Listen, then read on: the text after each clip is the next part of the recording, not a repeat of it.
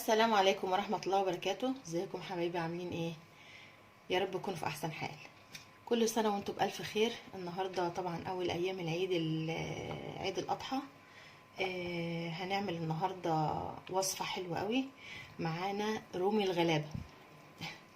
ده بنسميه رومي الغلابة، يعني دي الفراخ الامهات اللي هي الكبيرة شوية دي، هنتعامل معاها كأنها رومي الغلابة. هنعملها بتتبيله حلوه، وكمان هنعملها محشيه خضار. خليكم معايا عشان نشوف الوصفه هتبقى عامله ازاي. معانا هنا 4 حبات من الطماطم في الكبه بتاعتي. هنحط عليهم بصلايه كبيره متقطعه زي ما انتم شايفين كده كده.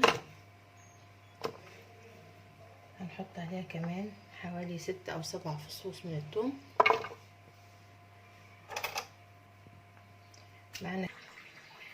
معايا كمان قرنين من الفلفل الاخضر كده. هنحاول نضرب دول وبعد كده نشوف المكونات بتاعتنا.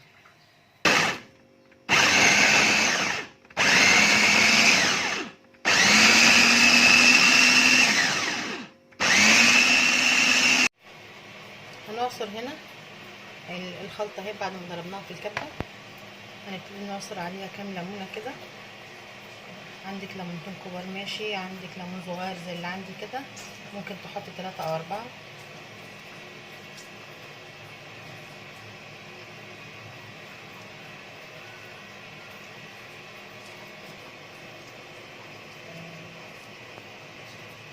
كده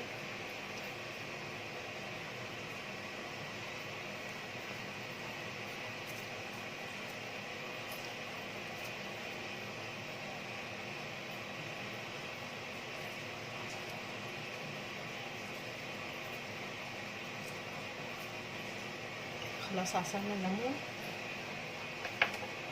هبتدي بقى احط الاضافات بتاعتي. احط معلقه حلوه كده من الخل،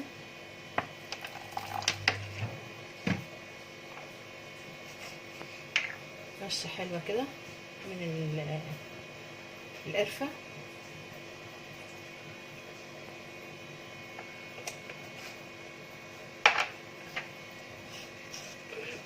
كمان زيها من الكركم،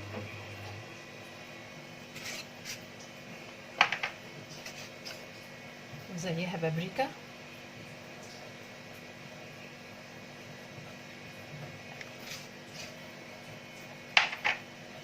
ورشه صغيره من الحبهان المطحون او الهيل.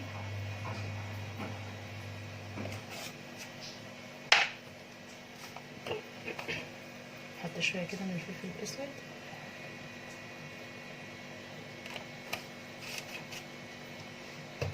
نحط الملح كمان، نحط شويه حلوين كده من الملح،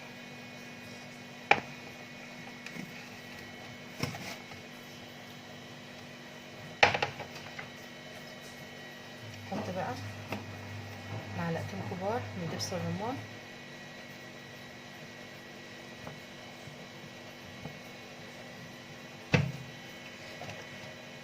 نحط حوالي ربع كوبايه زيت، يعني كام معلقه كده. تمام كده خلصنا الخلطه بتاعتنا كلها. نبتدي بقى نقلبها كلها ببعضها.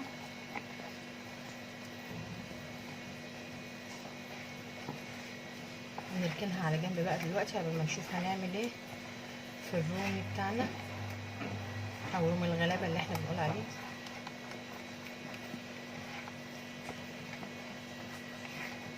هنركن معانا الخضار اهو. بطاطس طبعا بنقطعها تكون مليانه او سميكه شويه كده، مكعبات بقى يعني طرنشات زي ما انت عايزه، بس هي الاحسن ان هي تبقى مكعبات لان احنا هنحشي بيها الرومي بتاعنا.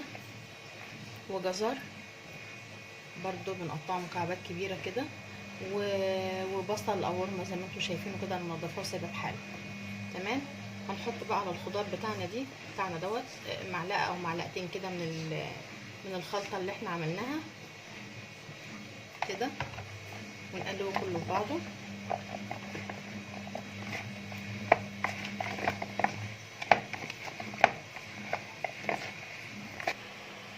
معانا بقى الرومي بتاعنا اهو.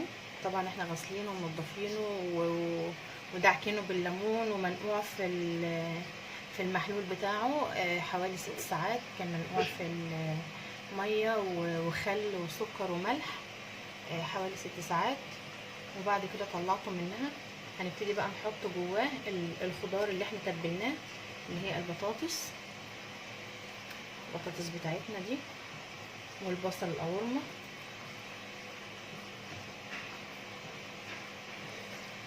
كده.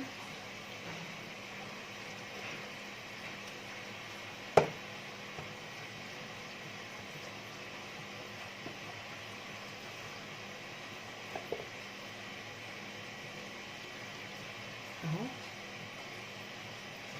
كده مليناها اهي خضار.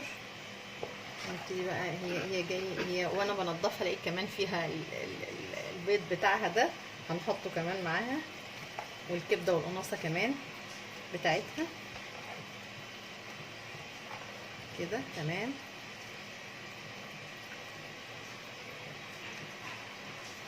اهو.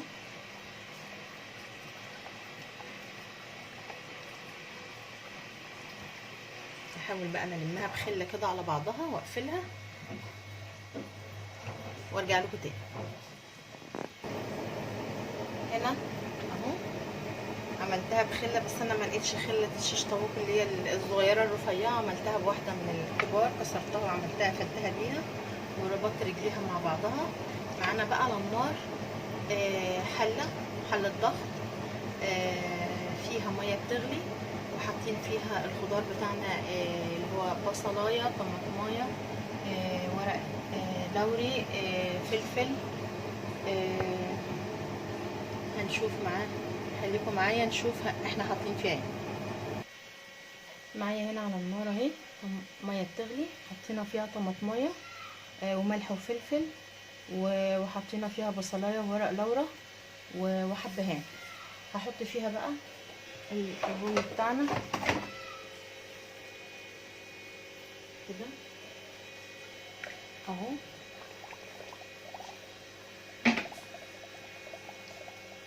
ما شاء الله تمام.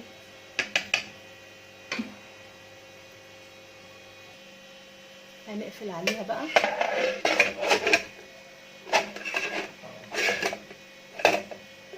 علشان تاخد السوا كده. تمام.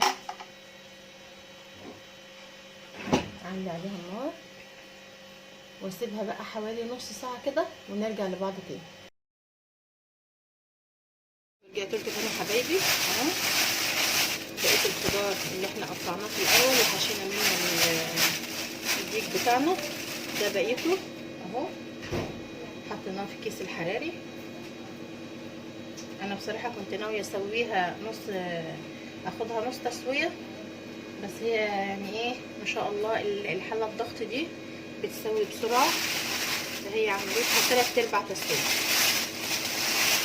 نحط بقى كده ايه الزيت بتاعنا عليها كده.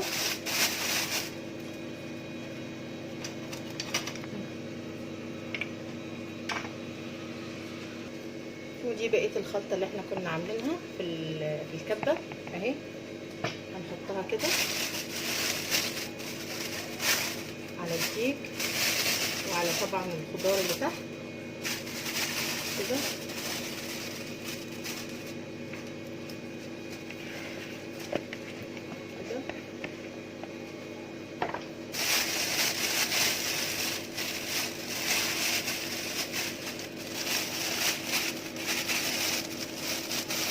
هاخد بقى الكيس الحراري ده وادخله الفرن على درجة حرارة 220.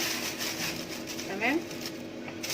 بالمناسبة نسيت اقول لكم ان انا قطعت الخضار قطع صغيرة، لان الديك استوى 3/4 تسوية مش نص، فانا صغرت القطعة علشان خاطر تستوي بسرعة. تمام. هنبتدي بقى نغسل الكيس بتاعنا اهو كده. الكيس بتاعه بصراحة انا ما لقيتوش، مش لاقياه، فانا هنظبطها كده.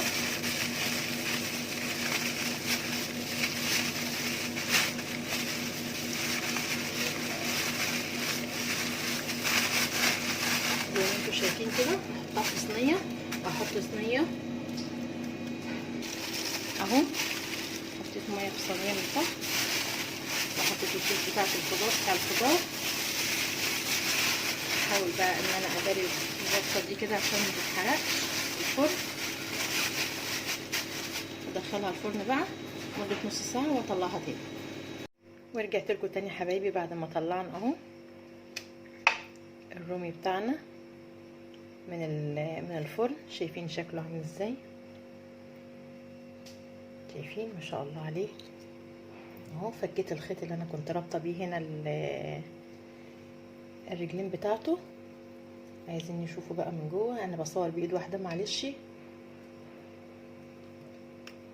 عايزه اطلع الحاجه اللي جواه عشان اوريها لكم. بطاطس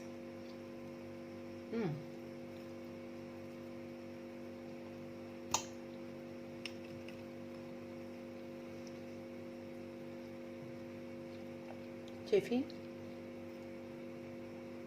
ودي قطعه من القماصه اللي هي بيسموها الكوز دي، طالعه جميله ازاي.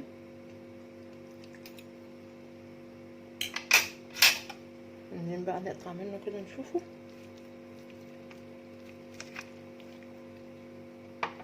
مش عارفه اقطع بصور بايد واحده معلش.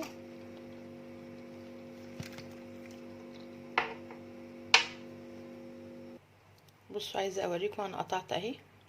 عايزه اوريكم ازاي هي مستويه وزي الفل اهي،